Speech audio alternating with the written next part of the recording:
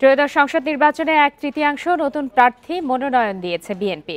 237 জনের যে তালিকা ঘোষণা করা হয়েছে তা বিশ্লেষণে দেখা যায় প্রথমবার ভোটে লড়বেন 96 জন, তাদের মধ্যে 86 জনই তরুণ। দলের জ্যেষ্ঠ নেতারা বলছেন যোগ্যতা ও জয়ের সম্ভাবনা দেখেই মনোনয়ন দেওয়া হয়েছে তরুণ প্রার্থীদের। নওগাঁ ৩ আসনে বিএনপির মনোনয়ন পেয়েছেন ফজলে হুদা বাবুল। এবারই প্রথম নির্বাচনে লড়ছেন তিনি।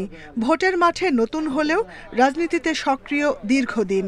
মহাদেবপুর বাদলগাছির জনগণের সমর্থন নিয়ে জয়ের ব্যাপারে আশাবাদী বাবুল। রাজনীতিতে আমি পুরাতন, হ্যাঁ বিএনপির মনোনীত প্রার্থী হিসেবে, ধানের শীষের প্রার্থী হিসেবে আমি নতুন। আমি জনগণের সাথে ছিলাম, পাশে ছিলাম, কোভিডের সময় ছিলাম, বন্যার সময় ছিলাম, বিভিন্ন সামাজিক অনুষ্ঠানে ছিলাম। এই আসনটা বিএনপিরই ঘাঁটি এবং আমি কোনো চ্যালেঞ্জ, সেরকম কঠিন চ্যালেঞ্জ দেখছি না। আমার মনে হয় একটা ল্যান্ডস্লাইড ভিক্টোরির দিকে আমরা এগিয়ে যাচ্ছি। বাবুলের মতো প্রথমবার জাতীয় নির্বাচন করতে যাচ্ছেন আরও 95 নেতা। জনসমর্থন পেতে নিয়মিত গণসংযোগে ব্যস্ত তারা। দল আমাকে প্রথমবারের মতন এখানে নমিনেশন দিয়েছেন। আশা করছি যে আমরা খুব সহজেই এখানে বিজয় অর্জন করতে পারবো। 237 আসনের জন্য বিএনপির মনোনীত প্রার্থীদের মধ্যে 86 জনই তরুণ। নানা প্রতিশ্রুতি নিয়ে যাচ্ছেন নির্বাচনী এলাকায়, যেটা আমরা জেনজি বলছি, এবং সেই সাথে যুবকরা একটা বড় অংশ যেটা ফ্যাক্টর হয়ে দাঁড়াবে, এবং তাদেরকে আকৃষ্ট করার জন্য আমাদের মতো যারা তরুণ প্রজন্মের, যারা আমরা প্রতিনিধিত্ব করছি বিএনপির, আমরা চেষ্টা করছি জনগণের সাথে মিশতে। রংপুর বিভাগের 33টি সংসদীয় আসনের মধ্যে 12টিতেই নতুন প্রার্থী দিয়েছে বিএনপি। রাজশাহী বিভাগের 39 আসনের মধ্যে নতুন প্রার্থী 16। খুলনা বিভাগের 36টি আসনের মধ্যে 10 আসনে নতুন মুখ। ঢাকা বিভাগের 70 আসনের মধ্যে নতুন প্রার্থী 21। বিএনপি তরুণ এবং পুরান সকল মিলেই বিএনপি 83 জনের মতো তরুণ প্রার্থী বা 80 জন। যাই হোক, এর মধ্যে তো আরও বেশিও হওয়ার কথা, কোনো অসুবিধা নেই। এখানে এই দলটা তরুণ এবং বয়োজ্যেষ্ঠ মিলেই দরকার। অতএব সেইভাবেই যেখানে যেই আসনে উপযুক্ত, যার পাশ করার সম্ভাবনা বেশি, সেইভাবে কিন্তু চয়েস করা হয়েছে।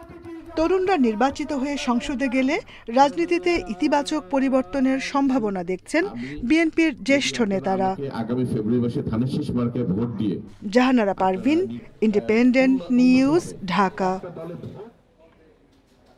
বিষয় আলোচনা করতে এই মুহূর্তে রাজধানীর মগবাজার থেকে আমাদের সাথে যোগ দিয়েছেন বিএনপির তথ্য ও গবেষণা বিষয়ক সম্পাদক আজিজুল বারী হেলাল।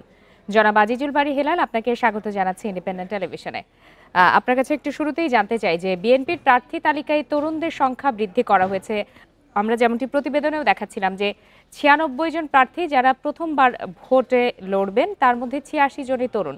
এক্ষেত্রে আপনাদের কি মনে হয় যে তরুণরা রাজনীতিতে কি ধরনের ইতিবাচক পরিবর্তন আনতে পারবেন? জি, ধন্যবাদ আপনাকে। আমি প্রথমে যেটা বলতে চাই, আমি অ্যাকচুয়ালি খুলনার তেরোখাদা অঞ্চল থেকে আপনাদের সাথে জয়েন করেছি। আচ্ছা, সংশোধন করে দেওয়ার জন্য অনেক ধন্যবাদ আপনাকে। এখন আমাদের যে 96 জন তরুণ প্রার্থী আমরা এবার মনোনয়ন দিয়েছি, শুধু তারুণ্য এই কোয়ালিটিতে কিন্তু নমিনেশনটাগুলো দেওয়া হয়নি। তারুণ্য এটা একটা কোয়ালিটি, কিন্তু পলিটিক্যাল আন্ডারস্ট্যান্ডিং এবং জনগণের সাথে তাদের যে পিপুলস ফ্রেন্ডলি যে সমস্ত লোক এবং পপুলারিটি, এই সব কিছু বিবেচনা করেই আমরা দেখলাম যে প্রায় 96 জন তরুণ, তারও বেশি আমাদের এই দলে আপনার যোগ্যতা রাখে মনোনয়ন পেতে। এবং আপনি দেখবেন যে এবার যে 24-এর গণ অভ্যুত্থান হলো, সেখানে তরুণদের অংশগ্রহণ সবচেয়ে বেশি হয়েছে। এই বিষয়টিও কিন্তু আমরা মাথায় রেখেছি। তাছাড়াও আমাদের আগামী বাংলাদেশ, আমরা বলেছি যে পরিবর্তনের বাংলাদেশ, আমরা একটি সংস্কারের বাংলাদেশ, রাষ্ট্র সংস্কার, আপনার বিভিন্নভাবে নতুন বাংলাদেশের যে স্বপ্ন আমাদের নেতা তারেক রহমান দেখাচ্ছেন, সেটা তরুণদের ধারণ করার ক্ষমতা বেশি, এই অনুমান থেকেই। এবং পাশাপাশি আমাদের তরুণরা অনেক জনপ্রিয় এবং পিপলস ফ্রেন্ডলি, তারা জনগণের বান্ধব একটা মানুষ।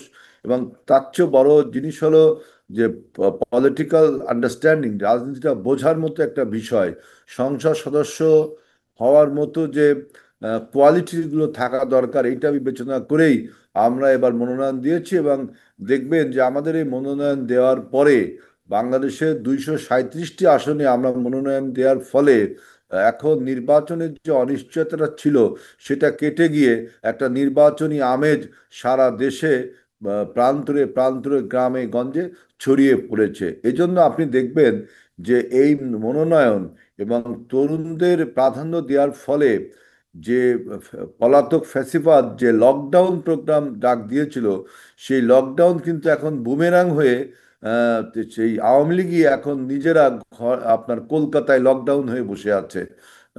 আজিজুল বারী হেলাল, আপনি খুলনার তেরোখাদা থেকে আমাদের সাথে যোগ দিয়েছেন। আপনি এরই মধ্যে বেশ কিছু নির্বাচনী প্রচারণার কাজেও অংশ নিচ্ছেন। আপনার কাছে কি মনে হচ্ছে মাঠ পর্যায়ে এখন পর্যন্ত কি ধরনের চ্যালেঞ্জ মোকাবেলা করতে হচ্ছে আপনাদেরকে? দেখেন, মাঠ পর্যায়ে আমাদের প্রধান প্রতিদ্বন্দ্বী দল ছিল তো আওয়ামী লীগ, কিন্তু আওয়ামী লীগ তো আপনার অপকর্ম এবং সন্ত্রাসের ফলে মাঠ ছেড়ে চলে গেছে। এখন দ্বিতীয় সারির যে রাজনৈতিক দল জামাতে ইসলামী, ইসলামিক আন্দোলন, কমিউনিস্ট পার্টি, আরও যে সমস্ত দলগুলো আছে, তারা এখন আমাদের প্রতিদ্বন্দ্বী হয়ে উঠেছে। কিন্তু এটাকে আমরা চ্যালেঞ্জ মনে করছি না, কারণ নির্বাচনে জনগণ বিএনপি বা ধানের শীষের প্রতি তাদের সমর্থন আমরা প্রচুর পরিমাণ দেখতে পাচ্ছি। আমি যে চ্যালেঞ্জটা মনে করি সেটা হলো যে নির্বাচনটা আপনার সুষ্ঠু, গ্রহণযোগ্য এবং অ্যাকসেপ্টেবল টু অল, এইটা একটা করা আমাদের খুবই জরুরি। জি, একটু সংক্ষেপে জানাবেন যে জাতীয় নির্বাচনের দিনে কিন্তু গণভোট দেওয়ার সিদ্ধান্ত সরকারেরই মধ্যে নিয়েছে এবং সেটি ঘোষণাও করেছে, তবে এখনো আগে গণভোট চাই জামাত সহ 8টি দল। এটি কি রাজনীতিতে কোনো ধরনের শঙ্কা তৈরি করছে কিনা? না না, শঙ্কা তৈরি করছে না। জামাতে ইসলামী বাংলাদেশ আপনার তাদের কর্মীদেরকে উজ্জীবিত করবার জন্য বা নির্বাচনের রাজনীতিতে নির্বাচনী মাঠকে সরগরম করার জন্য, এটা একটা রাজনৈতিক কৌশল, সরকারকে চাপে রাখা।